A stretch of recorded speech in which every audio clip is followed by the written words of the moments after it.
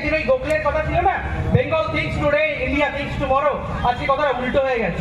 ভারতবর্ষ যেটা আগে ভাবে বাংলাটা 5 দিন পরে ভাবে। সুতরাং এটা আজকে বাংলার অবস্থা।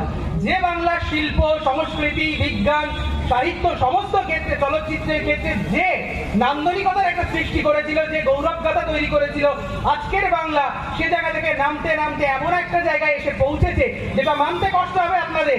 মনে হবে কথা সত্য নয়, কিন্তু মানতে হবে, কারণ আপনি বিশ্বাস করুন আর ছাই না করুন, যেটা সত্য সেটাকে মানতে হবে। তাহলে কারা করছে? আমরাই করছি। আমি কাউকে ডিগনিফাইড করবো না যে কেউ রাজনৈতিক ব্যক্তিত্ব, কোনো শিক্ষক, কোনো সাংবাদিক।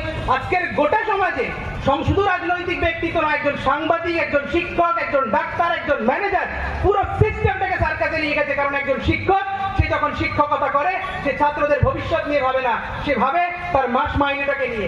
একজন ডাক্তার যখন ডাক্তারি করে সে রোগীর চিকিৎসাটাকে নিয়ে ভাবে না, সে রোগী কি করে ভালো হবে সে ভাবে না, সে ভাবে আমি কতগুলো চেম্বার করতে পারবো, কতগুলো প্রাইভেটে প্র্যাকটিস করতে পারবো।